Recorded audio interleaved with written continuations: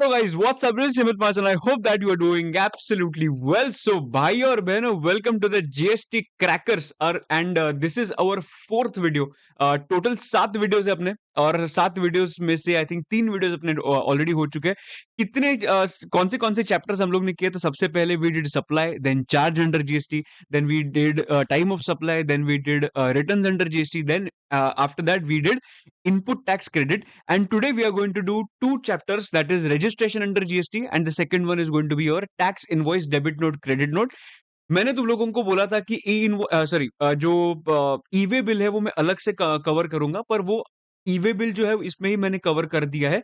सो जो I think 6th और 7th day पे जो था उसमें ई वे बिल कवर करने वाला था, but I have covered everything in this chapter itself, right? Okay, चलो स्टार्ट करते हैं. सबसे पहले स्टार्ट करेंगे रजिस्ट्रेशन अंडर जीएसटी. और ये भी स्टार्ट करने के पहले बताना चाहता हूं, if you are new to this channel please don't forget to hit the subscribe button, और छोटा सा भाई के लिए लाइक कर ही सकते हो. और उसके बाद हम लोग स्टार्ट करेंगे, और ये वीडियो अच्छा लगा तो डेफिनेटली नीचे कमेंट करके बताना और दोस्तों के साथ शेयर भी जरूर करना.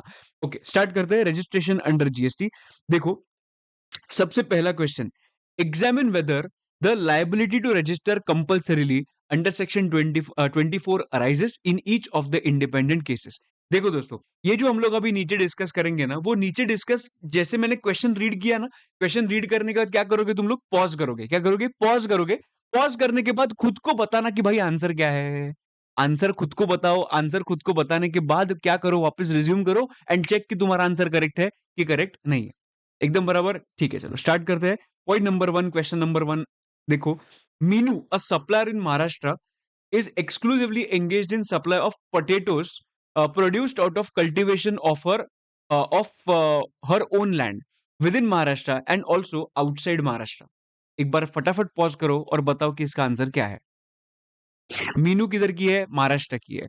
Exclusively engaged in what? Supply of potatoes produced out of cultivation. अगर supply of potatoes produced out of cultivation है तो बात को समझो. सेक्शन नंबर 24 के अंदर स्पेसिफिकली ये चीज बोली गई है कि अगर तुम लोग कौन सा भी नॉन टैक्सेबल सप्लाई करते हो या फिर कौन सा भी एग्जम्प्ट सप्लाई करते हो. एग्जम्प्ट सप्लाई मतलब कौन सा? फॉर एग्जांपल एग्रीकल्चरल प्रोड्यूस का सप्लाई करते हो जो प्रोड्यूस्ड आउट ऑफ लैंड होगा, then in that case दोस्तों you are not required to take any kind of registration. So can I say that in the first point वो 23 में बोला, not 24, वो 23 में बोला है, माय बैड. तो इसमें लिखा है कि भाई अगर तुम लोग agriculturist हो to the extent of supply of produce out of cultivation of land is not liable for registration. मतलब तुम लोगों को रजिस्ट्रेशन लेने का जरूरत नहीं है. अभी तुम लोग कंफ्यूज किधर हो सकते हो? तुम लोग बोल सकते हो कि नहीं सर, वो तो पोटैटो जो प्रोड्यूस करके बेच रहे थे वो विद इन महाराष्ट्र भी था एंड ऑल्सो आउटसाइड महाराष्ट्र भी था, मतलब वो इंटर स्टेट भी हो रहा था. बट देखो, ये अगर नॉर्मल गुड्स होता तो मैं बोलता कि ये इंटर स्टेट हो रहा है तो मैंडेटरी बेसिस पे रजिस्ट्रेशन लेना पड़ेगा. बट ये गुड्स ही जो है ना, वो कौन से गुड्स है? एग्रीकल्चरल प्रोड्यूस है, एंड इसके वजह से अगर टैक्सेबल ही नहीं है, राइट, टैक्सेबल ही नहीं है, तो एंड सेक्शन 23 में स्पेसिफिकली बोला है कि you are not required to take a registration, then in that case हम लोग वो इंट्रा का बात इधर नहीं करेंगे. Understanding? You are not required to take a registration. Point number 2, Jinu oils Gujarat is engaged in supplying machine oil as well as petrol. Further, it provides intrastate services of refining of oil to customers. Okay, मतलब वो machine oil मतलब taxable supply भी कर रहा है और petrol मतलब non taxable supply भी कर रहा है. ठीक है. इट प्रोवाइड्स इंट्रास्टेट सर्विसेज और ऑफ रिफाइनिंग टू कस्टमर, ये भी ठीक है. मशीन ऑयल का टर्नओवर है 10 lakhs, पेट्रोल का टर्नओवर है 5 lakhs एंड सर्विसेज का टर्नओवर है 6 lakhs. सबसे पहले तुम लोगों को क्या आइडेंटिफाई करना पड़ता है कि भाई तुम लोगों को कितना लिमिट एप्लीकेबल होता है. तुम लोग क्या करते हो कि कौन से स्टेट में हो? गुजरात में हो, मतलब अदर स्टेट्स में हो. अदर स्टेट्स में तुम लोग गुड्स दे रहे हो एक्सक्लूसिवली, या गुड्स एंड सर्विस दे रहे हो, या ओनली सर्विस दे रहे हो. तो मशीन ऑयल बेच रहे हो पर उसके साथ साथ मैं सर्विस भी दे रहा हूँ, तो गुड्स एंड सर्विस दे रहे हो. तो कहने से applicable limit is going to be 20 lakhs for you. Yes. तो एग्रीगेट टर्नओवर में क्या क्या आएगा भाई? एग्रीगेट टर्नओवर में सब कुछ आएगा, टैक्सेबल सप्लाई, एग्जम्प्ट सप्लाई, बाद में एक्सपोर्ट, सब कुछ इसमें आ जाएगा. अभी ये जो एग्जम्प्ट सप्लाई होता है ना, एग्जम्प्ट सप्लाई के डेफिनेशन में नॉन टैक्सेबल सप्लाई भी आता है. इसके वजह से 10 lakhs plus 5 lakhs plus 6 lakhs which comes to 21 lakhs. तो ये 21 lakhs क्या बन गया? मेरा टर्नओवर बन गया. And since it is more than 20 lakhs you are required to take a registration. एकदम समझ रहा है अच्छे से? एकदम सही है? No problem, no problem in this. Okay, Point number 2 is done. Point number 3 पे आओ. Tilu is working as an agent. He is supplying taxable goods as an agent of Tiku, and its aggregate turnover does not exceed the applicable threshold limit during the financial year. अभी एक चीज याद रखना, टीकू कौन है? टीकू एक registered principal है. अगर टीकू एक रजिस्टर्ड प्रिंसिपल है तो एजेंट जो होगा ना, एजेंट का खुद का टर्नओवर लिमिट से ऊपर जा रहा है कि नहीं जा रहा है, हम लोग कभी नहीं देखेंगे. He is mandatorily required to take a registration. Agent is mandatorily required to take a registration. तो रजिस्ट्रेशन इधर लेना पड़ेगा. It does not matter what will be agent's turnover. Okay, ठीक है. मतलब वो टर्नओवर क्रॉस हो रहा है कि नहीं हो रहा है, डज नॉट मैटर. ठीक है, ये हो गया पॉइंट 1, क्वेश्चन नंबर 1 में. अच्छे क्वेश्चंस इधर लिए हैं, सो मतलब नंबर ऑफ क्वेश्चंस भी ज्यादा है, सो हम लोग फटाफट करेंगे सो दैट लास्ट डे पे तुम लोगों को अच्छे से कवर करने के लिए, मतलब it will be easy for you to cover everything. Rajesh Dynamics, having its head office in Chennai, carries on the following activities with respective turnovers in a financial year. Okay, नीचे कुछ चीजें दी है और पूछा है कि भाई एग्रीगेट टर्नओवर निकालना है. ठीक है, एग्रीगेट टर्नओवर में क्या क्या आता है? सब कुछ आता है भाई. Taxable supply, exempt supply, export, inter state, everything will get covered in aggregate turnover. Supply of petrol at Chennai, petrol है तो सर नॉन टैक्सेबल सप्लाई है, तो भी वो एग्जेम्प्ट सप्लाई में फॉल होता है ना, तो वो कंसिडर किया जाएगा. सो 18 लाख कंसिडर किया जाएगा. Value of inward supplies on which tax is payable under reverse charge basis. ये मेरा इनवर्ड सप्लाई है, उस पर रिवर्स चार्ज के बेसिस पे मुझे टैक्स देना है. So is it my turnover? No, it is not my turnover. तो 9 लाख रुपीज जो है वो 9 लाख रुपीज भले मुझे सप्लाई मिला होगा, पर मैं 9 लाख पे करूंगा और सामने वाला जो पर्सन होगा, that person, it is that person turnover, because वो मुझे बेच रहा है. सिर्फ मैं क्या कर रहा हूं? सिर्फ मैं टैक्स दे रहा हूं गवर्नमेंट को जाके. तो it is not my turnover. I hope you are clear. Supply of transformer oil at Chennai, ये भी आ जाएगा. ये 2 लाख है, 0 उधर छुप गया. Value of branch transfer from Chennai to Bangalore, ये भी आ जाएगा. वैल्यू ऑफ टैक्सेबल सप्लाईज, ये भी आ जाएगा. सिर्फ एक नहीं आएगा, that is this.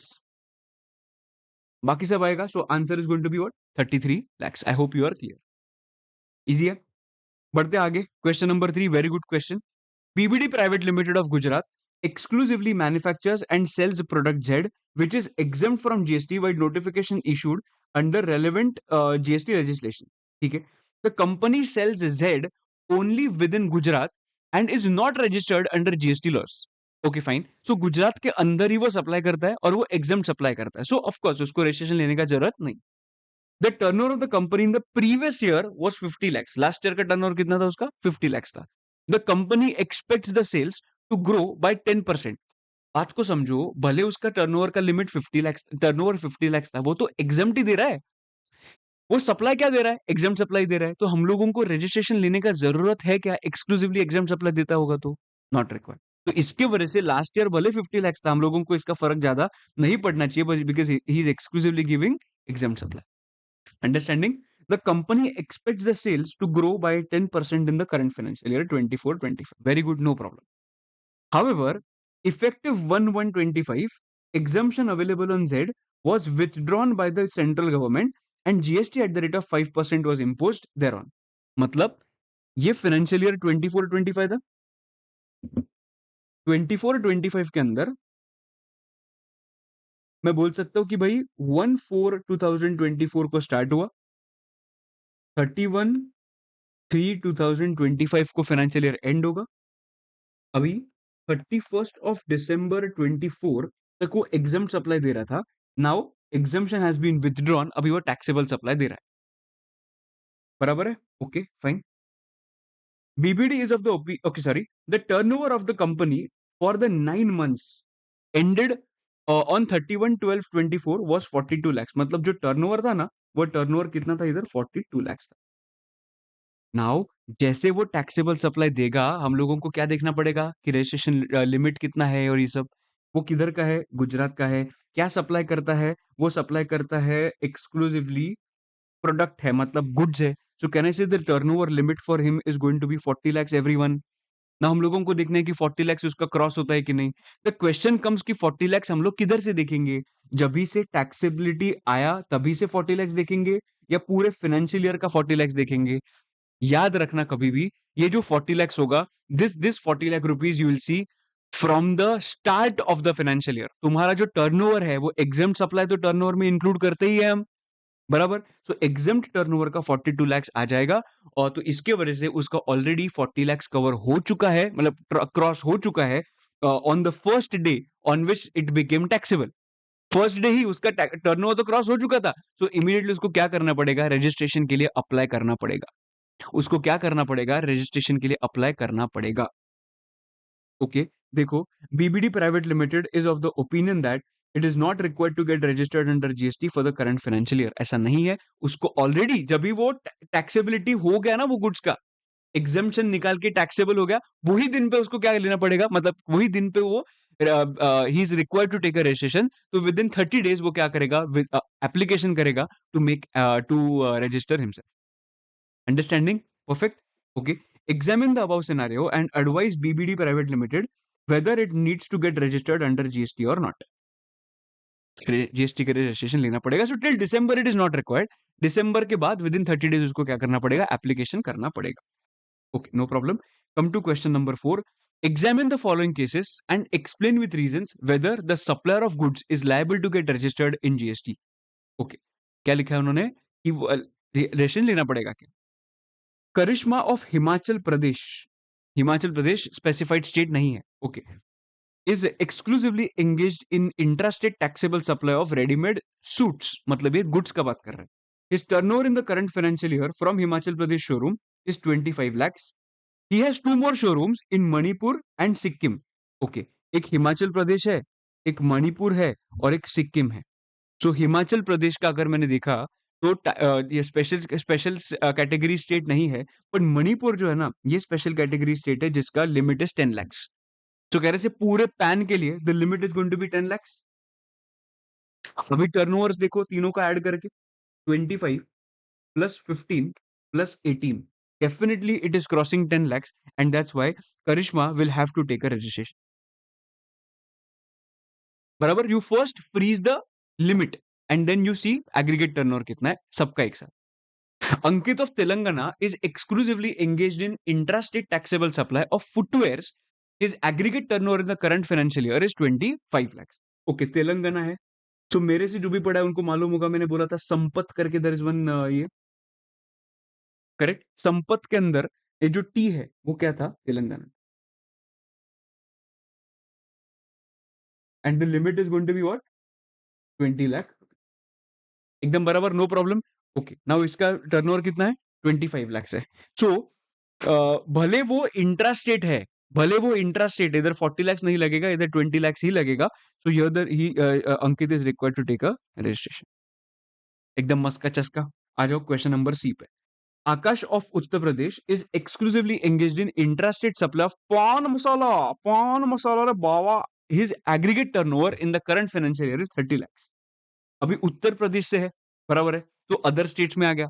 Other states में एक्सक्लूसिवली गुड्स में जा रहा है, तो 40 lakhs होना चाहिए था, but since it is pan masala, मतलब notified goods, the limit is not going to be 40 lakhs, it is going to be 20 lakhs, right? And that's why since current turnover is 30 lakhs, he is required to take a registration. समझा कि नहीं, मस्त एकदम बढ़िया। Okay, चलो question number 4 हो गया। Question number 5 पे आते हैं। Mrs. Siaram is a trader of decorative items in Hauz Khas, Delhi. His aggregate turnover exceeded 40 lakhs in the month of October. 40 lakh cross हुआ. He applied for registration on GST portal but missed to submit the details of his bank account. Bank account के details उसने नहीं डाले. His tax consultant advised him that prior submission of bank details is mandatory to obtain the registration. उसको bank details पहले ही देने चाहिए थे. Examine whether the advice of Mr. Siaram, tax consultant, is correct. क्या लगता है तुम लोगों को? देखो, रजिस्ट्रेशन फॉर्म के अंदर 2 पार्ट्स होते हैं, एक होता है पार्ट ए, दूसरा होता है पार्ट बी, बराबर। ये जो पार्ट ए पार्ट बी होता है ना, पार्ट बी के अंदर तुम लोगों को बैंक डिटेल्स देने पड़ते हैं, बराबर, ये बराबर है, बैंक डिटेल्स देने पड़ते हैं। बट एक रूल बीच में इंट्रोड्यूस हुआ था, एक रूल बीच में इंट्रोड्यूस हुआ था, और वो रूल का नाम है रूल नंबर 10A, बराबर है, रूल नंबर 10A। ये रूल नंबर 10A जो आया था, वो रूल नंबर 10A में स्पेसिफिकली उन्होंने बोला है that even though you don't submit the details in you don't submit the bank details in your part B it is okay, you can submit the bank details afterwards. अब ये afterwards मतलब क्या होता है? Afterwards मतलब उन्होंने कुछ time limit दे दिया। And what is going to be the time limit? Time limit is going to be registration certificate आने से within 30 days, 30 days from the grant of registration certificate, बराबर, or the date on which the return is required to be furnished under section 39 is due to be furnished, is required under section 39 is due to be furnished whichever is earlier। मतलब basically 30 days, मतलब RC मिला registration certificate उधर से 30 days, और the date on which return under section 39 is required to be furnished whichever is earlier। ये दोनों dates की whichever is earlier जो डेट आता है उसके पहले तुम लोग बैंक डिटेल्स गवर्नमेंट को जाके क्या कर सकते हो? सबमिट कर सकते हो। पार्ट बी के अंदर ही दिखाने का जरूरत नहीं है। और ये रिलैक्सेशन किधर दिया? रूल नंबर 10A के अंदर मिल गया। बट ये जो रिलैक्सेशन दिया है रूल नंबर 10A के अंदर, this relaxation is not applicable to some people, which means ये रिलैक्सेशन एप्लीकेबल नहीं है। इसका मतलब पार्ट बी के अंदर ही तुम लोगों को बैंक डिटेल्स देने पड़ेंगे। तो ये कौन है ऐसे लोग हैं जिनको 10A एप्लीकेबल नहीं होता है? आई वॉन्ट यू टू पे utmost attention at this point, because I have this feeling that institute can ask question on this. मुझे ऐसा लग रहा है कि इसमें से क्वेश्चन आ सकते हैं। देखते हुए आता है क्या। This relaxation is, however, not available for those who have been granted registration as TDS deductor or TCS collector, who have obtained suo motu registration under rule number 60। मतलब क्या बोला मैंने? जो TDS डिडक्टर है, जो TCS कलेक्टर है और जो suo motu रजिस्ट्रेशन लेता है, ये तीन लोगों को रिलैक्सेशन जो 10A के अंदर है वो एप्लीकेबल नहीं होता है। इसका मतलब उनको पार्ट बी के अंदर ही बैंक डिटेल सबमिट करने पड़ेंगे। एकदम मस्त का चस्का। I will come to the next question, that is question number 6। Mr. X of Haryana intends to start business of supply of building material to various construction sites in Haryana। मतलब हरियाणा के अंदर है और बिल्डिंग मटेरियल देना है उसको, मतलब goods है। He has taken voluntary registration under GST in the month of April। However, he has not commenced the business till December due to lack of working capital। याद करो, याद करो क्या था कि उसने अगर जिधर से जब से स्टार्ट किया है उधर से अगर विद इन 6 मंथ्स, मतलब जो दिन से उसने रजिस्ट्रेशन लिया है उधर से अगर उसने विद इन 6 मंथ्स कमेंस नहीं किया business, then in that case proper officer has all the rights to cancel your registration. और वही हुआ है, देखो, the proper officer suo motu cancelled the registration of Mr. X। You are required to examine whether action taken by proper officer is valid in law। 100% valid। Because April month में लिया था, April month में लिया था, सो उसने दिसंबर तक काम चालू किया नहीं था, सो 6 मंथ्स कब के खत्म हो गए थे। That's why proper officer can cancel the registration. Now ये लिखेंगे कैसे सर? ये लिखने के लिए तुम लोगों को और 5-6 चीजें लिखनी पड़ेंगी। These are the reasons basis which the registration can be cancelled. तो वो तुम लोगों को सिर्फ क्या करना पड़ेगा? लिखना पड़ेगा कि तुम लोग ने अगर कॉन्ट्रावीन किया प्रोविजंस, फर्स्ट नंबर, उसके बाद तूने अगर रिटर्न फाइल नहीं किया your in composition scheme for 3 consecutive tax period। अगर नॉर्मल केसेस में you have not furnished the return for continuous period of 6 months, ये इधर आ गया। उसके बाद not commence the business within 6 months, मतलब तूने विद इन 6 मंथ्स कमेंस ही नहीं किया, ये इधर आ गया। अगर तूने रजिस्ट्रेशन लिया है with fraud, wilful misstatement, suppression of facts, इससे अगर तूने अगर रजिस्ट्रेशन लिया होगा तो वो भी एक प्रॉब्लमेटिक पॉइंट है। तो ये 5-6 चीजें लिखो और उसके बाद बताना कि ये देखो नॉट कमेंस बिजनेस है ना, इसकी वजह से तुम लोगों का रजिस्ट्रेशन क्या हो जाएगा? कैंसिल हो जाएगा। अगर तुम लोगों को एक बार देखना होगा, you can pause the lecture, have a look at it, खुद को बताओ कि हाँ ये चीजें हैं, उसके बाद तुम लोग आगे बढ़ो। Understanding? Just don't watch the lecture as if it's a movie, okay? Mr. X has applied for revocation of cancellation of registration after the service of the order of cancellation of registration। मतलब cancellation के बाद revocation के लिए apply किया। The department contends that the application for revocation of cancellation of registration can only be made within 30 days from the date of service of the order of cancellation of registration. मतलब उन्होंने बोला कि भाई देख, ये जो application for revocation है ना, वो सिर्फ 30 days के अंदर ही तुम लोग दे सकते हो from the date of service of order of cancellation. तुम लोग विद इन 30 days दे सकते हो, ठीक है। However, mister x contents that the period of submission of application may be extended on sufficient grounds being shown. मतलब वो बोला कि ये भी एक्सटेंड हो सकता है, ठीक है। You are required to comment upon the validity of the contentions raised by the department and Mr. X. Now बात को समझो। रजिस्ट्रेशन होने के बाद मतलब एक बार रजिस्ट्रेशन कैंसिल हो गया, रजिस्ट्रेशन कैंसिल होने के बाद रिवोकेशन हो सकता है क्या? डेफिनेटली यस, वो रिवोकेशन हो सकता है। इधर देखो, मैंने तुम लोगों को एक एक्सप्लेन किया था, याद है? रिवोकेशन कभी हो सकता है? रिवोकेशन हो सकता है कैंसिलेशन ऑर्डर आने से with in 90 days. With in 90 days तुम लोग रिवोक कर सकते हो, और ये जो रिवोकेशन है, वो रिवोकेशन करने का टाइम पीरियड है जो 90 डेज का, वो एक्सटेंशन भी उसका मिल सकता है। So further extension of not more than 180 days by the commissioner, मतलब कमिश्नर का अप्रूवल लेके तुम लोग वो चीज एक्सटेंड भी कर सकते हो। तो उन्होंने कुछ भी लिखा है 30 डेज पहले ही गलत है, और नीचे जो लिखा है कि यार contends that the period of submission of application may be extended, yes you can do it. So 90 days तो पहले ही तुझे मिलता है, और वो एक्सटेंशन तुझे मैक्सिमम 180 डेज का मिल सकता है। अंडरस्टैंडिंग? तो ये प्लीज तुम लोग याद रखना, 90-30 7:30 में तुम लोगों को बोला था। 90-30 का प्रोग्राम 7:30 के बाद। याद है कि नहीं? 90-30 का प्रोग्राम 7:30 के बाद ये होता है revocation of cancellation of registration, बराबर? सो 90 डेज के अंदर मैं अप्लाई करूंगा, 30 डेज के अंदर वो रिस्पॉन्स देंगे या शो कॉज नोटिस देंगे। अगर शो कॉज नोटिस दिया तो मुझे with in 7 working days response करना है, और अगर उसके पास उनके पास रिस्पॉन्स चला गया तो विद इन 30 डेज उनको वो डिस्पोज ऑफ करना है। यस बोलना है कि नो बोलना है, बराबर? सो 90 मेरा टाइम, 30 पीओ का टाइम, 7 वापस मेरा टाइम, 30 वापस पीओ का टाइम। एकदम मस्त अच्छे से हो गया revise. Okay, this is your question number 6। आ जाओ क्वेश्चन नंबर 7 पे। एंड क्वेश्चन नंबर, हाँ 9 क्वेश्चन है, मैं 7 क्वेश्चन पे अभी हूँ। Rishabh enterprises starts exploring the option to sell goods supplied by him within Uttarakhand on a popular electronic commerce platform, e-Vastu store, by listing the goods on the said platform. ठीक है, he approaches you for the advice on the following issues in this regard. मतलब वो क्या करता है, वो goods बेचता है on the through the e commerce operator. ठीक है, Rishabh enterprises wishes to continue his business without registering under GST. उसको क्या करना है कि उसको बिजनेस स्टार्ट करना है, पर उसको जीएसटी में रजिस्ट्रेशन नहीं लेना है, since it will enhance the compliance burden under GST law.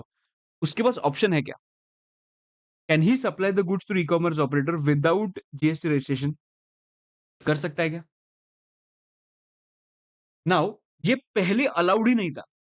तुझे अगर ई कॉमर्स ऑपरेटर के थ्रू बिजनेस करना है ना, तो तुझे रजिस्ट्रेशन लेना ही पड़ता है। ये एक पॉइंट था, बट उन्होंने बाद में बोला कि नहीं नहीं नहीं, तुम्हारे पास एक ऑप्शन है। तुम्हारे पास क्या है? ऑप्शन है, you can decide not to get registered and still you can sell the goods through e commerce operator. ये बेसिकली अपने पास ऑप्शन अवेलेबल है। तो इसके बारे में थोड़ा सा अपने को बताना पड़ेगा। अगर तुझे याद होगा तो हम लोग ने 8 पॉइंट्स रट्टा मारे थे लेक्चर के अंदर ही। 8 points, we had remembered these 8 points and have simplified these points for you. सबसे पहले 8 पॉइंट्स 2 बकेट्स में याद रखेंगे। I want you to remember every point which is mentioned here. क्या बोला है सबसे पहले कि भाई तुझे अगर रजिस्ट्रेशन नहीं लेना है ना, तो person shall not make any interstate supply. Interstate supply नहीं होना चाहिए, बराबर? शैल not make supply through e commerce operator in more than 1 state और यूटी। इंटरस्टेट भी नहीं होना चाहिए, और ऐसा भी नहीं होना चाहिए कि you have multiple business at multiple location. Shall not make supply through e-commerce operator in more than 1 state और यूटी। एक ही स्टेट में तेरा ऑपरेशन होना चाहिए। You should have a PAN, and such PAN shall declare, such person shall declare on the common portal certain things. PAN, state of operation, addresses of place of business, ये 4 चीजें एक साथ हम लोग याद रखेंगे। इंटरस्टेट नहीं कर सकता, एक ही स्टेट में करना चाहिए, पैन होना चाहिए, और 3 चीजें और कॉमन पोर्टल पे अपलोड होनी चाहिए। Pan, state of operation and addresses of place of business, बराबर? बाद में it would be provided with enrolment number. मतलब जो ऐसे जो लोग हैं जो रजिस्ट्रेशन नहीं लेना चाहते but they want to do business through e commerce operator, उनको एनरोलमेंट नंबर दिया जाएगा, और उनको एक ही एनरोलमेंट नंबर दिया जाएगा। ठीक है, बाद में ई कॉमर्स ऑपरेटर ने ऐसे ही लोगों को अलाउ करना चाहिए जिनके पास एनरोलमेंट नंबर है या फिर रजिस्ट्रेशन नंबर है। अगर रजिस्ट्रेशन नंबर होगा तो वो, अगर रजिस्ट्रेशन नंबर नहीं होगा तो एटलीस्ट उनके पास क्या होना चाहिए? एनरोलमेंट नंबर होना चाहिए। समझा कि नहीं? And the last point is once the registration is granted, such enrolment number would be cancelled. Of course enrolment number is only for temporary purpose, जब तक तेरे पास रजिस्ट्रेशन नहीं है। एक बार रजिस्ट्रेशन आ गया तो एनरोलमेंट नंबर कैंसिल, और रजिस्ट्रेशन तेरा इफेक्टिव हो जाएगा, मतलब वही एप्लीकेबल हो जाएगा। So these are the 8 points. If these are the conditions, अगर तूने ये 8 के 8 कंडीशन सैटिस्फाई कर दिए, then supplier supplying goods to e-commerce operator are exempt from compulsory registration. समझा क्या? Okay, okay. Discuss the GST implications in case Rishabh enterprises supplies goods through e-commerce operator platform. अभी GST implications क्या होंगे? E-commerce operator के through अगर कर रहा है तो। सो ई-कॉमर्स ऑपरेटर के थ्रू करे तो टीसीएस के implications आएंगे, बराबर है कि नहीं? देखो ना, Rishabh enterprises is not required to obtain registration under GST as there shall be no GST implications on the supplied made by him through e-commerce operator. However, e-commerce operator is required to submit the details of supplies made through it by unregistered suppliers having enrollment number in form GSTR 8. जो TCS collect करते हैं उनको form GSTR 8 भरना पड़ता है, बराबर।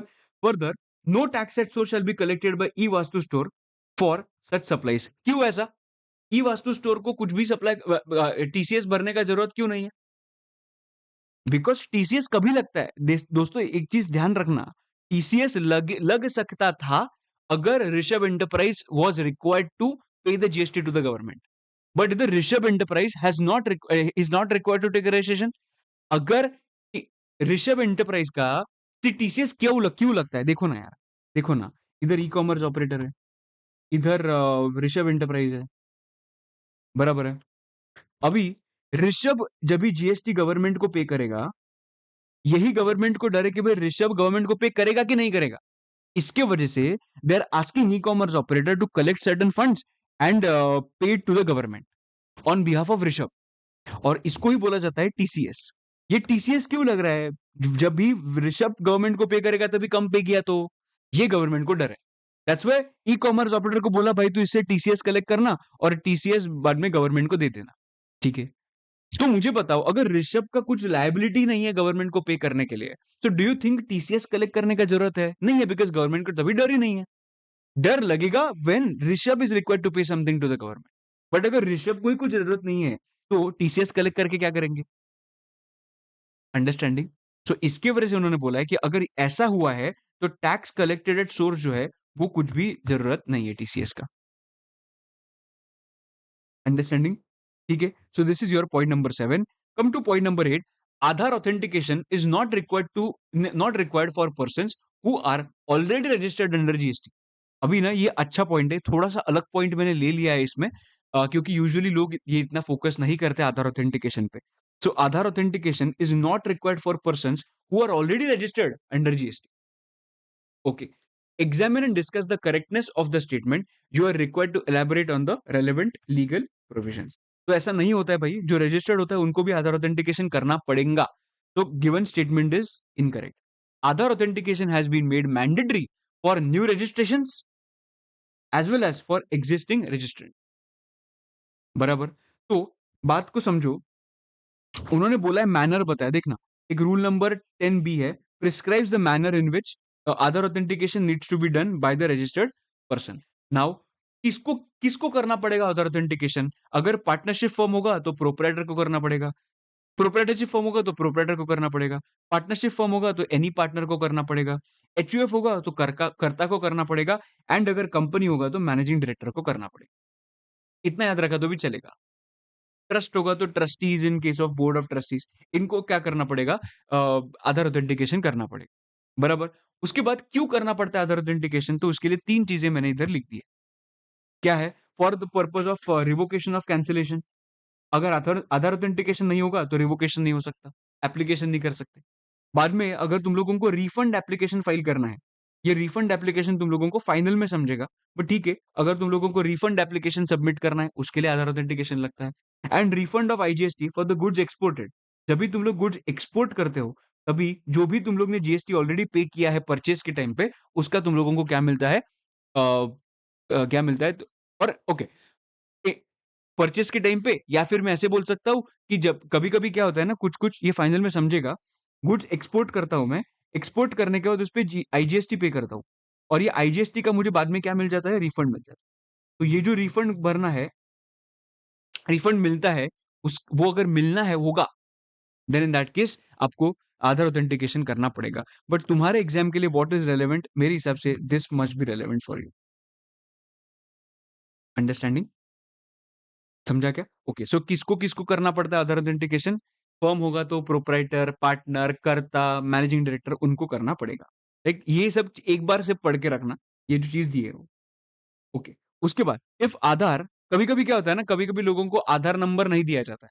तो अगर देखो आधार नंबर नहीं दिया जाता है ना, तो उनका एनरोलमेंट नंबर भी चलता है। देखो, if Aadhaar number has not been assigned to person required to undergo Aadhaar authentication of Aadhaar number, such person shall furnish the following documents. Aadhaar number नहीं होगा, तो तुम लोग क्या करो, आगे के डॉक्यूमेंट्स है वो दे दो। His Aadhaar enrolment ID slip and bank passbook with photograph, ये एक, या फिर वोटर आईडी, या फिर पासपोर्ट, या फिर ड्राइविंग लाइसेंस, बराबर। And once Aadhaar number is allotted to such persons ही शैल अंडरगो, मतलब एक बार, अभी तो आधार नंबर मिला नहीं था, आधार नंबर एक बार मिल गया, उसके बाद विद इन 30 डेज तुम लोगों को जाके उसका ऑथेंटिकेशन करना, बराबर है। परफेक्ट एकदम। तो इतना याद रखा तो भी चलेगा ये पर्टिकुलर क्वेश्चन में। और अभी अपना लास्ट क्वेश्चन है, that is under the provision of section 29(1) of CGST act 2017 read with rule number 21A related to suspension of registration. If the registered person has applied for cancellation of registration, what is the period and manner of suspension of registration? Suspension के case में देखो क्या होता है, has applied for cancellation of registration, मतलब मैं apply कर रहा हूं, मतलब इट इज वॉलेंटरी बेसिस पे। If it is a voluntary suspension, मैं तुम लोगों को लैंग्वेज भी लिख के दिया था कि सस्पेंशन के केस में दो पॉइंट्स हो सकते हैं। सस्पेंशन मैं कर सकता हूं, मतलब मैं एप्लीकेशन कर सकता हूं, या फिर वो लोग मेरा कैंसिलेशन कर सकते हैं, और उसके लिए कभी स्टार्ट होगा सस्पेंशन वो देखना पड़ता है। बट अगर वो मैंने सुओ मोटो बेसिस पे किया है, तो suspension period will start, exactly यही क्वेश्चन पूछा है। Suspension period will start from the date of submission of application till the cancellation proceedings are completed. देखो, the date of submission of application till the date from which the cancellation is sought, whichever is later, whichever is later, pending the completion of proceedings or registration. So basically, you can say the date of submission of application or the date from which the cancellation is sought, whichever is later, pending. तो उधर से लेके completion of the proceedings. So तुम लोग लिखने के लिए क्या लिख सकते हो, ये information लिख दो। Suspension period will start from the date of submission of application till the cancellation proceedings are completed. बराबर है? And during this period, what you can't do is you can't have any taxable supply, no GST returns to be furnished, and no refund can be initiated. ये तीन चीजें तुम लोगों को इसमें लिखनी है। देखो ना, पूछा भी है what is the period and manner of suspension, तो ये तो बता दिया। Such person shall not make any taxable supply during the period of suspension and shall not be required to furnish any return, तो रिटर्न भी नहीं कर सकता, तू टैक्सेबल सप्लाई भी नहीं दे सकता, नंबर 2, एंड तीसरी चीज, तू रिफंड भी नहीं ले सकता। एकदम बराबर है, एकदम शॉर्ट है। सो ये जो रजिस्ट्रेशन का मैंने चैप्टर तुम्हारे सामने कवर किया ना, ये रजिस्ट्रेशन के चैप्टर में थोड़े मैंने अनयूजुअल क्वेश्चंस भी लिए हैं। तुम लोगों के नॉर्मल रजिस्ट्रेशन के जो आते हैं वो भी क्वेश्चंस मैंने लिए हैं, रिवोकेशंस के भी क्वेश्चंस मैंने लिए हैं, सस्पेंशन के भी क्वेश्चन मैंने लिए हैं, कैंसिलेशन के भी क्वेश्चंस मैंने लिए हैं। तो काफी सारे वैरायटी हम लोग ने कवर किया इन जस्ट 30 मिनट्स टाइम। तो I hope that this registration under GST you are clear with this chapter. And अभी हम लोग क्या करेंगे, अभी हम लोग जाएंगे tax invoice debit note credit note, and let's try to finish tax invoice debit note credit note and e way bill. इसमें भी हमारे पास 10 क्वेश्चंस वी हैव, बट ये 10 क्वेश्चंस काफी अच्छे क्वालिटी क्वेश्चंस है। और तुम लोगों को एक चीज इसमें दिखा होगा, easy questions you are anyways going to get, but difficult question जब लास्ट डे पढ़ते हैं ना, तभी हम लोग कुछ पेपर में इम्पैक्ट ला पाएंगे और डिफरेंस ला पाएंगे रिजल्ट में, राइट। तो इसकी वजह से थोड़े से मैं अलग ही क्वेश्चन लिए। देखो ना, लास्ट टाइम मैंने इसमें आधार ऑथेंटिकेशन का पॉइंट लिया। I am sure that many of you must not have even read that Aadhaar authentication point, पर एक बार क्या करो ना, ग्लांस थ्रू करके जाना कि क्या क्या पॉइंट इसमें लिखने हैं। ठीक है, वही अपना purpose. Okay, tax invoice debit note credit note और ई वे बिल भी इसमें डाल दिया है, देखते हैं। Royal fashions, a registered supplier of designer outfits in Delhi, decides to exhibit its products in a fashion show being organized at Hotel Park Royal on 4th of Jan. 4th of Jan को क्या हुआ, एक fashion show हुआ, मतलब एक event हुआ। For the occasion, it gets services by way of makeover of its models from Aura Beauty Services Limited.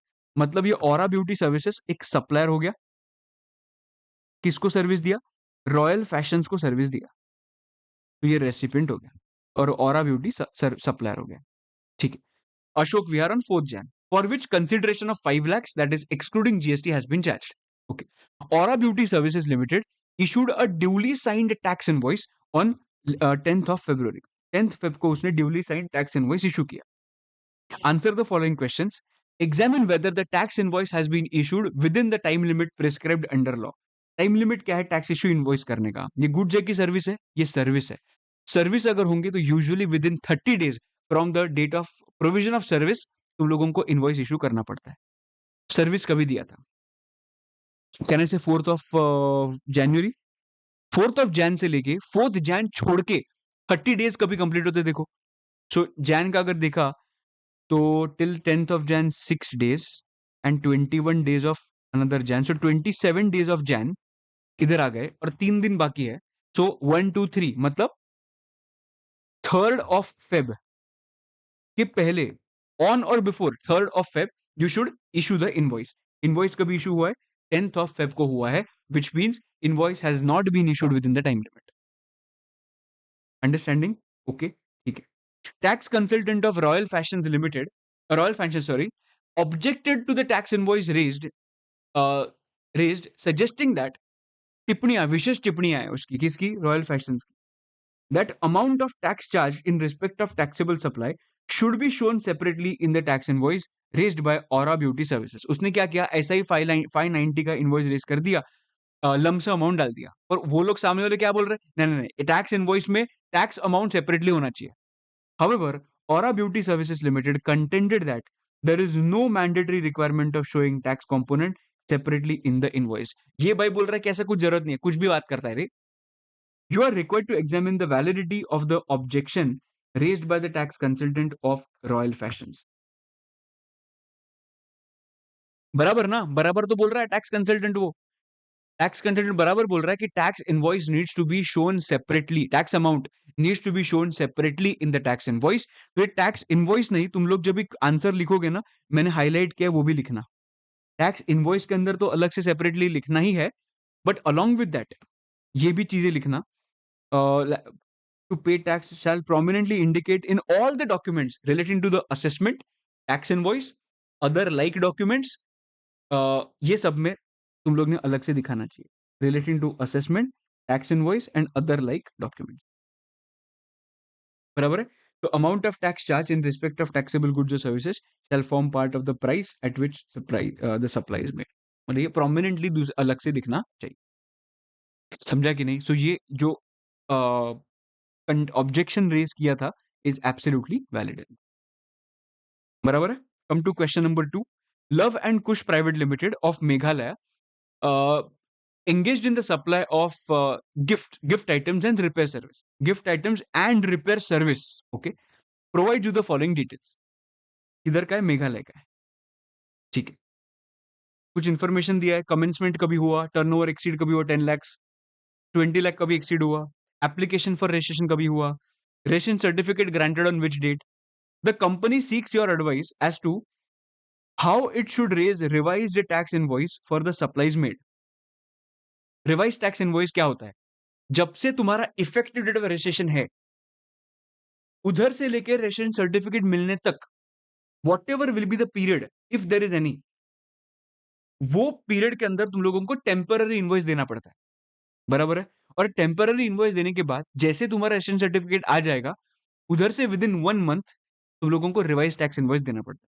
देखो ना, अगर मैंने इधर टाइमलाइन निकाला तो 1st of August को तुम लोग ने धंधा स्टार्ट किया.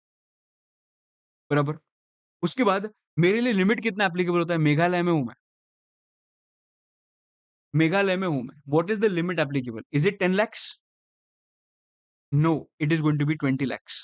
मेघालय याद रखना, it is 20 lakhs. So 20 lakhs cross कभी हुआ? 5th of September. देखो बहुत स्मार्टली ड्राफ्ट किया है क्वेश्चन. 10 lakhs का भी दिया है, 20 का भी दिया है, हम लोगों को मालूम होना चाहिए. सो कभी क्रॉस हुआ? 5th of September को क्रॉस हुआ. बराबर? तो इधर तक तो जीएसटी का रजिस्ट्रेशन जरूरत ही नहीं है. बराबर? 5th of September को क्रॉस तो हुआ, तो effective date of registration, okay, application कभी किया? 28th of September को किया. So it is within 30 days application किया. So effective date of registration 5/9 ही होने वाला है. बराबर? I hope you are understanding. उसके बाद रजिस्ट्रेशन सर्टिफिकेट कभी मिला? आरसी मिला on 6th of October. Correct है? तो ये जो पीरियड है, ये पीरियड के अंदर तुम लोगों को टेम्पररी इनवॉइसेस देने पड़ेंगे बिकॉज तुम्हारे पास नंबर आया नहीं अब तक। और एक बार तुम्हारे पास आरसी आ गया ना 10th ऑफ अक्टूबर से, उधर से within 1 month, sorry, with in 1 month तुम लोगों को रिवाइज टैक्स इनवॉइस देना पड़ेगा for the period from 5/9 till 6/10। एकदम बराबर, 5/9 टिल 6/10। अभी देखो, यही सब उन्होंने इसमें भी लिखा है। Since Love and Kush Limited has made the application for registration within 30 days for becoming liable for registration, the effective date of registration becomes the date on which company becomes liable to the registration, that is 5th of September। बराबर, ये क्या बन गया? Effective date of registration बन गया। अभी उधर से लेके किधर तक होता है? जब तक तुम लोगों को आरसी नहीं मिला। देखो, may issue revise tax invoice against the invoices already issued for the period between effective date of registration, that is 5th of September till 6th of October. और ये विद इन 1 मंथ मुझे देना पड़ेगा, within 1 month from the date of issuance of registration certificate. एकदम बराबर, short एकदम। This is your question number 2। आ जाओ क्वेश्चन नंबर 3 पे। Karthik and Company, a registered supplier under GST, provides the following information regarding various tax invoices issued by it during the month of March. ठीक है, no problem. Value of supply charged in invoice number 1 was 2,50,000 against the actual taxable value of 2,30,000। और उन्होंने ये information दिया है। Question क्या पूछा है? Who shall issue debit note or credit note under CGST Act 2017 in each of the above circumstances? कहने से डेबिट नोट हो या क्रेडिट नोट हो, वो सप्लायर को ही देना पड़ेगा। इधर सप्लायर कौन है? Kartik and company. तो मेरा पहले का आंसर तो बहुत सिंपल है कि डेबिट नोट और credit note shall be issued by the registered person who has supplied the goods and services, that is Kartik and company. Simple, ठीक। दूसरी बात, whether debit note or credit note has to be issued in each of the above circumstances। अभी देखते हैं कितना charge किया invoice के अंदर, 250। कितना करना चाहिए था, 230। सो ओवर चार्ज हो गया। तो ओवर चार्ज हो गया मतलब क्रेडिट नोट इशू करना पड़ेगा। बराबर है। ओके, सो इनवॉइस 1 के लिए credit note. Tax charge in the invoice is 32,000 against the actual tax liability of 68। तो कम चार्ज किया, अगर कम चार्ज किया होगा तो डेबिट नोट इशू करना पड़ेगा। बराबर है कि नहीं? Value charge in invoice number 8 was 320, 320 charge किया, बट एक्चुअल वैल्यू कितना चार्ज करना चाहिए था? 420 करना चाहिए था। अरे बाबा, ऐसा कैसा करता रे? तो वापस डेबिट नोट करना पड़ेगा। बराबर। सो इनवॉइस नंबर 1 के लिए क्रेडिट नोट, इनवॉइस नंबर 4 के लिए debit note and invoice number 8 के लिए डेबिट नोट। देखते हैं आंसर। इनवॉइस नंबर 1 के लिए credit note, debit note and debit note. एक नंबर, मजा आ गया। What is the maximum time limit available for declaring a credit note in the GST return? एकदम सिंपल बात है, 30th November of the subsequent financial year और actual date of filing annual return, whichever is earlier. Credit note के लिए time limit होता है, debit note issue करने के लिए टाइम लिमिट नहीं होता है। बराबर, ओके। आ जाओ क्वेश्चन नंबर 4 पे। Mister x, a registered person has caused movement of the goods of consignment value exceeding 50,000 rupees in relation to a supply and thus generated e-way bill. However, after generation of e-way bill, he found a mistake in the e-way bill and wants to edit it. You are required to advise Mr. X whether he can do so with the help of relevant provisions.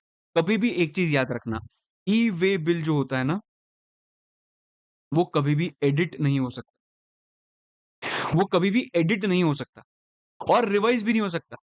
समझ रहा है क्या? सो ई way bill जो होगा ना, तुम लोगों को मैंडेटरी बेसिस पे कैंसिल करना पड़ेगा और कैंसिल करके री इशू करना पड़ेगा। This is what you are required to write. Only option is cancellation of e way bill within 24 hours and generate a new e way bill with the correct detail. Correct, you cannot edit e way bill. ठीक है, छोटा छोटा point भी मैंने इधर cover कर दिया। Question number 5। Dhananjay associates registered in Gujarat deals in industrial trade iron and steel products. ये गुड्स के अंदर है। The proprietor of Dhananjay Associates sold TMT iron bars. GST applicable is 18%. To a retailer in Maharashtra at a value of 40,000 rupees excluding GST. मतलब उसने क्या किया, उसने retailer को दे दिया, सप्लाई किया for 40,000। As per the agreement of sale, goods are to be delivered at the premises of the retailer. ठीक है, अग्रीमेंट में लिखा है कि गुड्स जो है वो तुम्हारे एक कस्टमर के प्रीमाइसेस में तक मैं पहुंचाने वाला हूं। The transportation cost of 7,000 rupees has been charged separately to deliver the same to the retailer in Maharashtra. बराबर। सो 40,000 पहले चार्ज किया, 7,000 बाद में चार्ज किया। कैन आई से टोटल 47,000 का वैल्यू ऑफ सप्लाई होना चाहिए? यस। अभी in the above scenario determine whether e way bill is required to be issued under GST. ना तुम लोग को मालूम होगा कि e way bill is required to be generated if the value exceeds 50,000। But ये जो वैल्यू होता है उसमें टैक्सेबल वैल्यू प्लस जीएसटी भी होता है, याद है ना? सो 47,000 प्लस 18% कंसिडर करो, and this is exclusive right? 40 is excluding GST. ठीक है। सो ये जब 18% ऐड करेंगे it will be more than 50,000 and that's why you are required to issue e way. Understanding? समझा क्या? 47 into 18%, like 118। Since this is exceeding 50,000, e-way bill is mandatorily required to be issued। एकदम मस्त। Okay, आ जाओ question number 6। Aggregate turnover of messrs Mangal and company, a registered person, for financial year 23-24 was 8 crore. मतलब last year का है मालूम नहीं, अभी 23-24 में 8 करोड़ है। It approaches you as GST consultant for issuing e invoicing. E invoicing के लिए अप्रोच किया। Advise whether it is mandatory to issue e invoice. अगर उसका 17-18 से लेके 23-24 तक उसका कभी भी टर्नओवर 5 करोड़ क्रॉस करता है, उसको ई इनवॉइस मैंडेटरी बेसिस पे करना पड़ेगा। Advise it is whether it is mandatorily sorry it mandatory to issue e invoice? Absolutely yes. तो पहले लिखो 17-18 से लेके आज तक बी टू बी सप्लाईज या एक्सपोर्ट, ये दोनों मिला के मेरा अगर टर्नओवर 5 करोड़ क्रॉस होता है, देन इन दैट केस मुझे ई इनवॉइस रेज करना पड़ेगा। Also list out the entities which are exempt from mandatory requirement of e invoicing. ये कौन से एंटिटीज है जिनको ई इनवॉइसिंग का जरूरत नहीं होता है? तो इधर उन्होंने बात किया SEZ units, insurer, GTA supplying services, बाद में supplier of passenger transportation services, person supplying goods by admission of exhibition of cinematographic films। I want you to remember these points, okay? I want you to remember these points। I want you to be the best in these questions because मैं question जो select किए हैं थोड़े से अलग question select किए हैं जो नॉर्मली हम लोग इग्नोर कर सकते हैं ऐसे, and government department and local authority. उसके बाद और एक चीज है कि ये जो लोग होंगे भले उनको ई इनवॉइसिंग मैंडेटरी नहीं होगा, भले उनको ई इनवॉइसिंग मैंडेटरी नहीं होगा, पर तो भी उनके इनवॉइस के अंदर तो उन्होंने स्पेसिफिकली मेंशन करना चाहिए कि उनका, देखो, stating that though the their aggregate turnover exceeds the notified aggregate turnover for e invoicing, they are not required to prepare e invoice. उनको लिखना पड़ेगा कि भले उनका एग्रीगेट टर्नओवर क्रॉस हो रहा है, बट तो भी उनको ई इनवॉइस रेज करने की जरूरत नहीं है। ये उनको इनवॉइस में लिखना पड़ेगा, उनको डेक्लेरेशन देना पड़ेगा इन the tax invoice, right? Understanding? Thus, the above mentioned entities are not required to issue e-invoicing even though their aggregate turnover exceeds 5 crores। बराबर, no problem. Come to the next question. ये बड़ा question है but this covers a lot of things, so अच्छा question है। With reference to the provisions relating to e-way bill as prescribed under GST laws, answer the following questions। Sindhi toys manufacturers registered in Punjab sold electronic toys to a retail seller in Gujarat at a value of 48,000. Now it wants to send consignment of such toys to a retail seller in Gujarat। 48,000 is exclusive of GST। You're required to advise Sindhi toys manufacturers on the following issues। Number one, whether e-way bill is mandatorily required to be generated in respect of such movement of the goods। देखो तुम लोग ही, ये value 48 है, GST लगाया नहीं है, GST लगाऊंगा तो 50 क्रॉस करेगा, तो 50 क्रॉस करेगा मतलब उसको मैंडेटरी बेसिस पे ई-वे बिल जनरेट करना पड़ेगा। If yes, who is required to generate e-way bill? अभी इस पे उन्होंने आंसर में बहुत सारी चीजें दी है, बट देखो उन्होंने क्या बोला कि ई-वे बिल के अंदर दो पार्ट्स होते हैं, part number A, part number B. Part number A जो होता है वो किसको भरना पड़ता है? वो पार्ट नंबर ए भरना पड़ता है the person who is causing movement of the goods. उसको पार्ट नंबर ए भरना पड़ता है। पार्ट नंबर बी किसको भरना पड़ता है? पार्ट नंबर बी भरना पड़ता है वो लोगों को जो ट्रांसपोर्टर्स है, बिकॉज़ ट्रांसपोर्टर की डिटेल्स लगते हैं, ठीक है? अभी पार्ट नंबर 1 पे वापस आते हैं। अगर कंसाइनर कंसाइनी किसी ने भी अगर ई-वे बिल नहीं भरा तो it becomes the responsibility of the transporter to issue e-way bill. तो ये सब चीज़ें तुम लोगों को इसमें लिखनी है। अंडरस्टैंडिंग? पक्का? Point number 3, what will be the consequences for non issuance of e way bill? अभी अगर ई-वे बिल तुम लोगों ने जनरेट नहीं किया, तो क्या हो सकता है? जो तुम्हारा व्हीकल होगा एंड व्हीकल के अंदर गुड्स होंगे, वो क्या किए जाएंगे? सीज किए जाएंगे एंड डिटेन किए जाएंगे। सीज किए जाएंगे एंड डिटेन किए जाएंगे। ये थोड़ा अलग पॉइंट है, तो थोड़ा सा ध्यान रखो इसमें। अगर तुम लोग ने ई-वे बिल रेज नहीं किया, तो देखो, if e-way bills required are not issued as per the provisions, second line end में जाके देखो, the same will be considered as contravention of rules. All such goods and conveyance used as means of transport, दोनों, for carrying the said goods and documents relating to such goods and conveyance shall be liable to detention or seizure. Correct? Understanding? ये होता है point number 1 के answers. Come to point number 2, Power Electricals Limited, a registered supplier of ACs, is required to send from Mumbai, Maharashtra, consignment of parts of ACs to be replaced under warranty at various client locations in Gujarat. मतलब उनको various client location को क्या करना है? कुछ parts भेजने हैं, ठीक है? The value of consignment declared in the delivery challan accompanying the goods is 70,000, मतलब डिलीवरी चलान के अंदर 70,000 लिखा है value. Power Electricals Limited claims that since movement of the goods to Gujarat is caused due to reasons other than supply, e-way bill is not mandatorily required to be generated in this case. You are required to examine the technical veracity of the claim made by Power Electricals Limited. वो लोग क्या बोल रहे हैं मालूम है? वो लोग बोल रहे हैं कि भाई इसमें तो टैक्सेबल सप्लाई कुछ है ही नहीं, ये तो सप्लाई है ही नहीं, ये for any reasons other than supply है, इसके वजह से ई-वे बिल नहीं लगेगा। उन्होंने स्पेसिफिकली ई-वे बिल बोल बोल के रखा है। हम लोगों को घंटा फर्क नहीं पड़ता है कि तुम्हारा जो सप्लाई है वो टैक्सेबल सप्लाई है, मतलब सप्लाई है कि नहीं है। इट कैन बी एनीथिंग, हम लोगों को मूवमेंट ट्रैक करना है।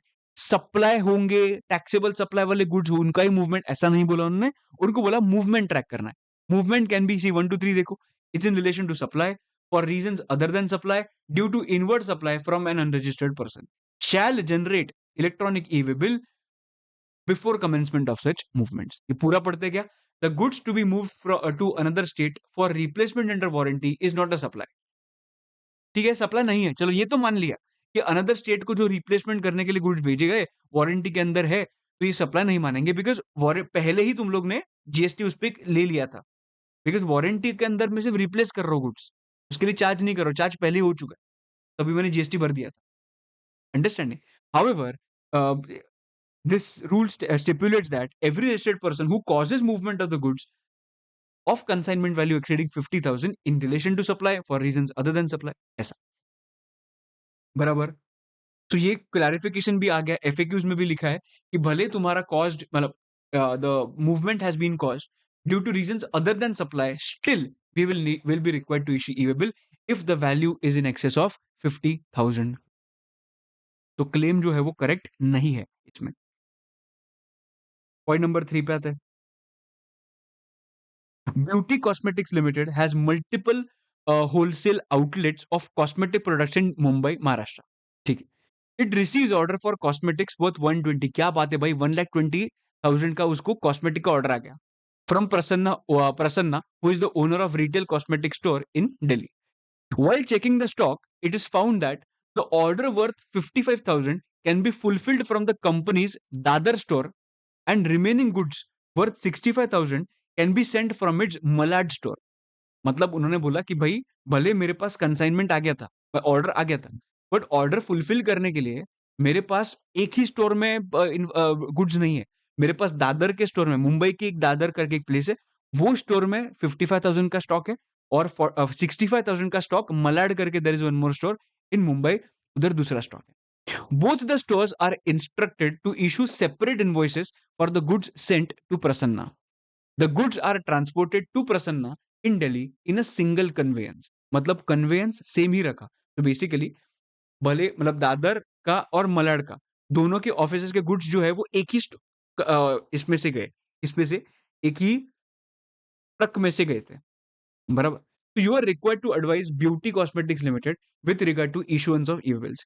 याद रखो कभी भी, when there are separate invoices, when there are separate invoices, the names on the invoices of course will be different.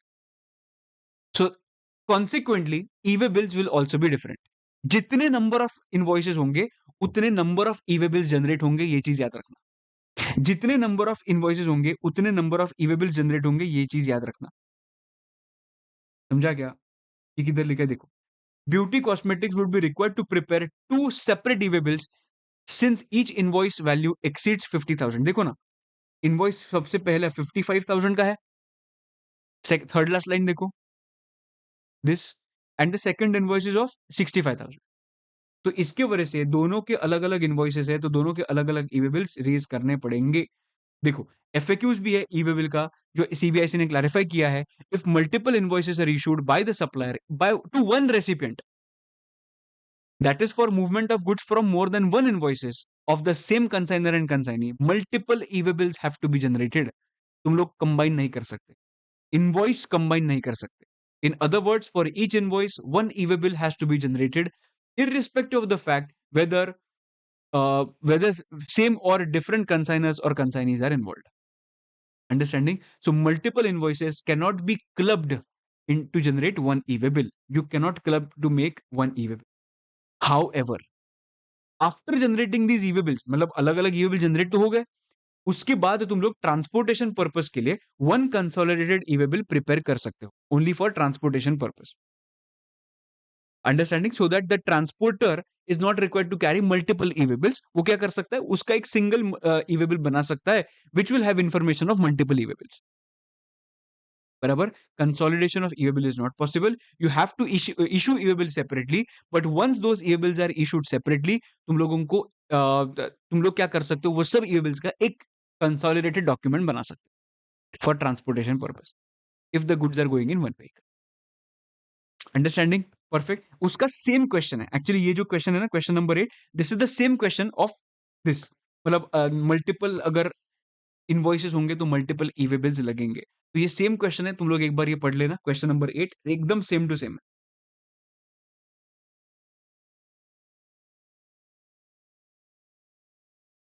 Okay, तो इसमें एक चीज मस्त है इधर, कि दोनों ऊपर के केस में क्या था, दोनों केसेस में 50,000 क्रॉस कर रहा था।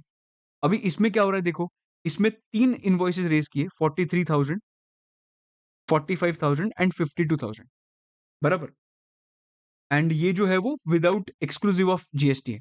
सो 50,000 क्रॉस, अलग अलग ई-वे बिल लगेगा, दैट इज ओके। अभी 43,000 इंटू अगर मैंने 18% किया, तो इज इट क्रॉसिंग 50,000? 45 प्लस 18% किया, is it crossing 50,000? This is already crossing 50,000। सो इस पे तो ई-वे बिल लगेगा, इस पे भी लगेगा, बट अकॉर्डिंग टू मी 43 पे ई-वे बिल नहीं लगेगा। देखो, consignment value against separate invoices, Ram store, Shyam store. अच्छा नहीं, तीनों केसेस में 50 क्रॉस हो ही रहा है, ओके फाइन। तो 43 इंटू 118 किया तो 50,740 आ रहा है। ओके, मेरा ऐसा अंदाजा था कि 50 क्रॉस नहीं हो रहा है, पर तीनों में हो रहा है। बट एग्जाम में याद रखना, ऐसा हो सकता है कि यार वो लोग ऐसा दे देंगे 3 इनवॉइसेस, बट तुम लोग वो 18% ऐड करके देखना कि भाई वो 18% ऐड करके 50 क्रॉस हो रहा है क्या। या तो वो लोग चकमा देने के लिए क्या करेंगे मालूम है, चकमा देने के लिए एक लिखेंगे 40,000 का एक इनवॉइस है एंड 41,000 का दूसरा इनवॉइस है। तुम लोगों को लगेगा कि हाँ, अलग अलग इनवॉइसेस का अलग अलग ई-वे बिल लगेगा, बट कोई भी इनवॉइस 50,000 क्रॉस कर ही नहीं रहा है, so you are not required to issue e-way bill. This can be the question which can be drafted. Understanding? काफी अच्छा ड्राफ्ट कर सकते हैं ऐसे क्वेश्चन वो। अभी बात करते हैं क्वेश्चन नंबर 9 का, जो अपना सेकंड लास्ट क्वेश्चन है, उसके बाद अपना हो जाएगा। ठीक है, ओके, थर्ड लास्ट एक्चुअली, तीन तीन क्वेश्चंस बाकी रह गए। Question number 9, answer the following questions. ABC cinemas, a registered person engaged in making supply of services by way of admission to exhibition of cinematographic films in multiplex screen, was issuing consolidated tax invoice for supplies at the close of each day in terms of whatever। ठीक है, so basically ABC cinemas ने क्या किया, services दिए, बराबर? और उसने क्या किया कि कंसोलिडेटेड टैक्स इनवॉइस इशू किया eight the close of every day. Okay, During the month of October 2019, the department raised objection for this practice and asked to issue separate tax invoices for each ticket. Advise ABC Cinemas for the procedure to be followed in the light of recent notification. I will first show you कि इसके provisions क्या है. मुझे 1 minute देना. ये देखो, अभी ये मेरा रैपिडर है. रैपिडर के अंदर तुम लोग ने देखा होगा कि no tax invoice is required to be issued if the value is less than 200 if the recipient is unregistered and recipient does not require such invoice. ठीक है. उसके बाद ये लोगों को the value is less than 200 everything, उनके पास एक ऑप्शन रहता है, the registered person shall issue a consolidated tax invoice for such supplies at the close of each day in respect of all such supplies. इनके पास option रहता है कि end of the day पे एवरी इनवॉइस नहीं दिया तो भी चलेगा. तुम लोग क्या कर सकते हो, एंड ऑफ द डे पे ड्यूरिंग द डे जितने भी सप्लाईज उसको किए थे, छोटे छोटे सप्लाईज, वो सबका तुम लोग कंसोलिडेटेड इनवॉइस बना सकते हो. बराबर. But this is not applicable. This option is not applicable to a supplier engaged in making supply of services by way of admission to exhibition of cinematographic films in multiplex screens. This entire option is not applicable to suppliers of admission to exhibition of cinematographic films. Understanding? So in the given question, जो अपना question है, और एक चीज है कि भाई वो लोग जो रहते हैं, वो लोगों को टैक्स इनवॉइस के जो डिटेल्स होते हैं वो लिखने की जरूरत नहीं होती है. वो जो इलेक्ट्रॉनिक टिकट इशू करते हैं, it will be deemed that it is a tax invoice. It is a deemed that tax. Understanding? तो ये सब चीजें बेसिकली हम लोग इसमें लिख देंगे. देखो, the procedure to be followed by ABC Cinemas, a registered person engaged in making supply of admission to exhibition of cinematographic film, is as under. The option to issue consolidated tax invoice is not available. क्या है ये? Not available to a supplier engaged in making supply of services by way of admission to exhibition of cinematographic films. Thus, cinemas cannot issue consolidated tax invoice. Okay. ABC Cinemas is required to issue electronic ticket which will be deemed to be a tax invoice. देखो, even if such ticket does not contain the details of the recipient of service but contains other information as may be prescribed. Basically ये उन्होंने इधर लिख दिया कि भाई ऐसे नहीं चलेगा, कंसोलिडेटेड दे ही नहीं सकता, और जो भी इलेक्ट्रॉनिक टिकट इशू करेगा that will be deemed to be the tax invoice. एकदम बराबर सब कुछ दिखा है मैं तुम लोगों को कैसे क्या यूज हो रहा है. Agni Limited, a registered supplier, wishes to transport cargo by road between two cities situated at a distance of 368 kilometers. Calculate the validity period of e-way bill under rule whatever for transport of the said cargo if it is over dimensional cargo or otherwise. मतलब दोनों का बताना है.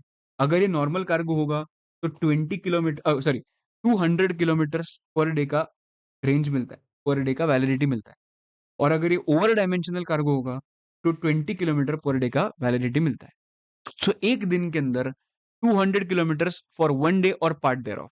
Can I say 368 kilometres का distance था, सो can I से इधर 2 days मिलेंगे. 1 पॉइंट कुछ आता है ना, so part of the day is one day.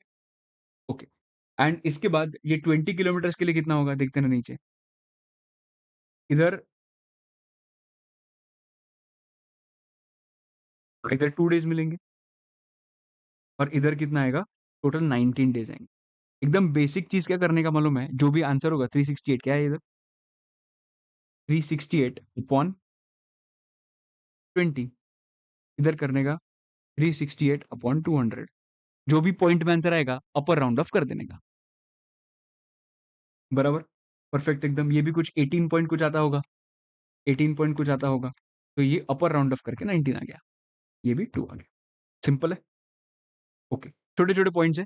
Is dynamic QR code applicable to suppliers who issue invoice to unregistered persons? If no, list the suppliers to whom dynamic QR code is not applicable. एकदम simple बात. देखो, dynamic QR code is applicable to invoices in respect of supplies to unregistered persons by a registered supplier whose aggregate turnover in the preceding financial year exceeds 500 crore. इसका भी एक chart दिखा दो. ये देखो, क्यूआर कोड का क्या है, B2B सप्लाई है या B2C है. B2B होगा, aggregate turnover in the preceding financial year is up to 5 crore. B2B के केस में इनवॉइस भी नहीं लगता है, क्यूआर भी नहीं लगता. बराबर. अगर 5 करोड़ क्रॉस किया है, right, then in that case invoice भी लगेगा, क्यूआर भी लगेगा. अगर B2C के केस में B2C का अगर ट्रांजैक्शन कर रहा हूं तो aggregate turnover in any of the financial year from 17-18 is up to 500 crore होगा। इनवॉइस भी नहीं, क्यूआर भी नहीं। बट B2C के केस में इनवॉइस तो लगता ही नहीं है, बराबर। But if the aggregate turnover exceeds 500 crore from 17-18, invoice तो नहीं लगेगा, पर इसमें क्या लगेगा? QR code. इसका तुम लोगों को अगर स्क्रीनशॉट लेना होगा तो ले सकते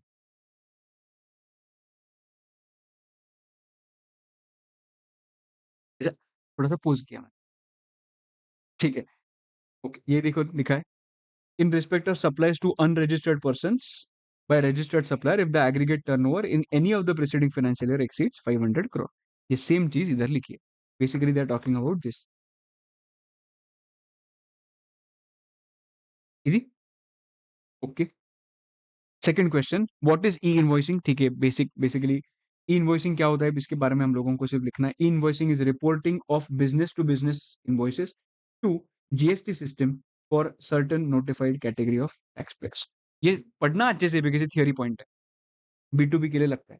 सी ऊपर ये भी लिखा है कि भाई it is not QR code की बात, it is not applicable for the following suppliers issuing invoices to unregistered persons. मतलब ये जो जिनको जिनको ई इनवॉइसिंग नहीं लगता है ना, अगर तुम लोग ने वो लिस्ट देखा, वो लिस्ट और ये लिस्ट एकदम सिमिलर है। ओके, ये हो गया, ये हो गया। What is the threshold limit for mandatory issuance of e invoice for all the registered businesses? 5 crore rupees, बराबर। Enumerate the persons to whom provisions of e invoicing is applicable. देखो, अभी ये पर्सन्स में कैसे कैसे लिखेंगे? Mandatory invoicing is applicable to all registered businesses whose aggregate turnover in the preceding like in the financial year since 17-18 exceeds 5 crores will be required to issue invoicing for B2C B2B supplies and for export. Exports के लिए भी applicable हो जाता है। पर ये अभी applicability पूछा तो डोंट यू थिंक हम लोगों को किसको एप्लीकेबल नहीं होता है वो भी लिखना पड़ेगा, बराबर। So government department, local authority, SEZ units, जो हम लोगों ने देखा था बाद में insurers, GTA, passenger transport service and multiplex वाले, ये सब लोगों के लिए क्या लगता है? इनवॉइस नहीं लगता है, ठीक है। What are the advantages of e invoicing? E invoicing के एडवांटेजेस एक बार तुम लोग ये रीड करके रखोगे कि भाई एडवांटेजेस क्या क्या है ई इनवॉइसिंग, कि भाई auto reporting of invoicing into GST return. तुम लोग ने ई इनवॉइस रेज किया, मैंने तुम लोग को अगर तुम लोग पे अगर ई इनवॉइसिंग रेज किया तो गवर्नमेंट डिपार्टमेंट को समझ में आ जाएगा कि अमित महाजन ने ये पर्सन पे ई इनवॉइसिंग रेज किया है, तो मेरे GSTR 1 में ऑटोमेटिकली आ जाएगा वो, GSTR 1 ई वे बिल, ये सब समझ रहे हैं क्या? तो ये सबसे पहले पॉइंट। दूसरा, substantial reduction in transcription errors and reconciliation, बराबर ना? बिकॉज अभी सम डेटा, देखो, some data, same data gets reported to tax department and to buyer to prepare his inward supplies register. मतलब अगर मैंने कौन सा सप्लाई नहीं डाला तो मेरे GSTR 1 में नहीं आएगा। मतलब पहले क्या होता था, अगर इनवॉइसिंग नहीं होता तो पहले क्या होता था, मैं GSTR 1 में डिटेल्स डालता था, आउट ऑफ टेन डिटेल्स समझो कि 8 डिटेल्स ही डाल दिए मैंने, तो एरर हो गया ना, इसकी वजह से सामने वाले को क्रेडिट नहीं मिला टाइम पे। That is the main problem. Okay, matching of ITC and output tax by department and reduces the tax evasion. Transparency बढ़ गया ना भाई, ट्रांसपेरेंसी बढ़ गया, इसकी वजह से गवर्नमेंट के पर्सपेक्टिव से भी बहुत अच्छी बात हुई कि उनको मैचिंग करना बहुत ईजी हो गया ITC और आउटपुट टैक्स का। एलिमिनेट फेक इनवॉइसेस, बिकॉज ये सब कुछ गवर्नमेंट के थ्रू होता है तो फेक इनवॉइसेस की बात ही नहीं है अभी। एंड अदर एडवांटेजेस, मतलब eco friendly, like better relationship, और ये सब एक बार पढ़ के रखना, ठीक है। उसके बाद और क्या है? A consignor hands over his goods for transportation on Friday to the transporter. However, the assigned transporter starts the movement of the goods from the consignor's warehouse from its depot located at a distance of 600 kilometers on Monday. Now, what will be the e-way bill? ये question ये. What will be the e-way bill? When will the e-way bill be generated and for how many days it will be valid? Now 600 days है. ये कौन सा cargo है? ये over dimensional cargo तो नहीं लग रहा है, तो नॉर्मल कार्गो का बात करते हैं। If it is a normal cargo so 200 kilometres per day का होता है, बराबर। तो 600 किलोमीटर्स की बात है, 200 kilometres per day, so 3 days you have. और ये कब से स्टार्ट होगा देखो ना, उसने जैसे ई-वे बिल जनरेट किया होगा, उधर से वो पूरा डे खत्म होके मिडनाइट से 3 डेज़ चालू हो जाएँगे। बराबर है? ओके, देखो e-way bill will be generated before commencement of movement of the goods by the transporter on Monday. The validity period of e-way bill is 1 day from the relevant date up to 200 kilometers and one additional day for every 200 kilometers or part thereof. So validity period in this case is 3 days. So जब भी वो e-way bill generate करेंगे, अभी e way bill Friday को generate करना है क्या? देखो ना एक बार। Hands over the goods for transportation on Friday, मतलब ट्रांसपोर्टर को हैंड ओवर तो कर दिए, बट ट्रांसपोर्टेशन स्टार्ट करने के बाद देखो ना, मूवमेंट स्टार्ट करने के पहले तुम लोग ने क्या करना चाहिए? ई-वे बिल जनरेट करना चाहिए। Starts the movement on Friday Monday, right? तो मंडे के पहले तुम लोग ने ई-वे बिल जनरेट करना चाहिए। तो यही चीज इधर लिखी, commencement of the movement of goods by the transporter on Monday, मतलब मंडे के पहले you can issue e-way bill. E-way bill जैसे जनरेट हो जाएगा उधर से 3 दिन। बराबर। One last question for today, that is going to be one consolidated e-way bill can be generated for multiple invoices. मैंने बोला था कि every invoice one e-way bill. So you can't have multiple invoices, like you can't have one e-way bill for multiple invoices. The statement is absolutely invalid. Multiple invoices cannot be clubbed to generate one e-way bill. If multiple invoices are issued by the supplier for movement of such goods, multiple e-way bills are required. मैंने क्या बोला बाद में कि एक बार multiple e-way bills आ गए, उसके बाद तुम लोग सिंगल डॉक्यूमेंट बना सकते हो। For each invoice, one e-way bill has to be generated. However, after generating these e-way bills, one consolidated e-way bill can be prepared for transportation purpose if the goods are going in one way. Understanding everybody? So if you do these questions one day before, I'm sure that you will have good variety of questions in tax invoice, debit note, credit note as well as e-way bill. I hope that, मतलब हम लोग ने ई invoicing भी कर दिया, tax invoice भी कर दिया, डेबिट नोट भी कर दिया, क्रेडिट नोट भी कर दिया, सब कुछ ये पूरे के पूरे 11 क्वेश्चन में तुम्हारे कवर हो रहे हैं।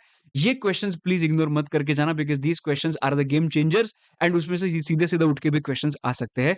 लेट्स होप दैट तुम लोग ये चीज करोगे and I hope that, I genuinely hope that ये हम लोग ने जो भी किया, all these things are helpful for you. And if yes, please let me know your thoughts in the comment section. जरूर बताना, जरूर बताना, काफी अच्छा लगता है आपके सब कमेंट्स पढ़ के। ठीक है, चलो आज के लिए इतना है दोस्तों। This is Amit Mahajan, I will see you in the next video. Till then, bye bye, see you and take care, bye bye.